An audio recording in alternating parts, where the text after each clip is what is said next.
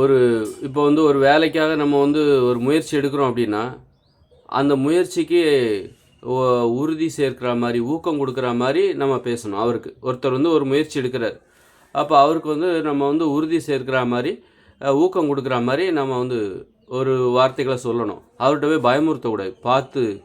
நீங்க பார்த்து பண்ணுங்க.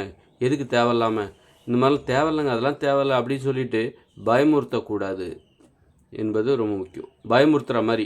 இப்போ ஒரு ஒரு வேலைக்கு போனா பூனை குறுக்க வந்துரக்கூடாதுன்னு சொல்லுவாங்கல்ல, குறுக்க வரக்கூடாதுன்னு சொல்லுவாங்க.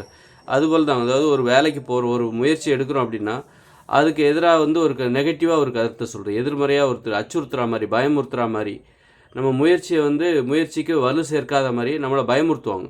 ஒரு தைரியமா வந்து ஒரு இடத்துக்கு போறீங்க, ஏன் பார்த்து போங்க அப்படி சொல்லணும். பார்த்து போங்க, கவனமா போங்க, நல்ல அனுபவம் தான் அந்த மாரி சொல்லணும். அப்படி இல்லாம எதுக்கு தேவையில்லாம, வேண்டாம் அப்படின்னு சொல்லி பயமுறுத்தக்கூடாது. அந்த மாரியான உறவுகள்ட்ட வந்து கொஞ்சம் எச்சரிக்கையா இருக்கணும். அந்த மாரி ஆட்கள் எல்லா விஷயத்துக்குமே அந்த மாரி தான் சொல்லிகிட்டே இருப்பாங்க. பயமுறுத்திக்கிட்டே இருப்பாங்க. அக்கறைன்னு நெனச்சுட்டு நம்மள பயமுறுத்திக்கிட்டே இருப்பாங்க. அதனால வந்து அதற்கு அதற்கு அவங்களுக்கெல்லாம் நம்ம அந்த அளவுக்கு மதிப்பு குடுக்காம முன்னேறி போணும்.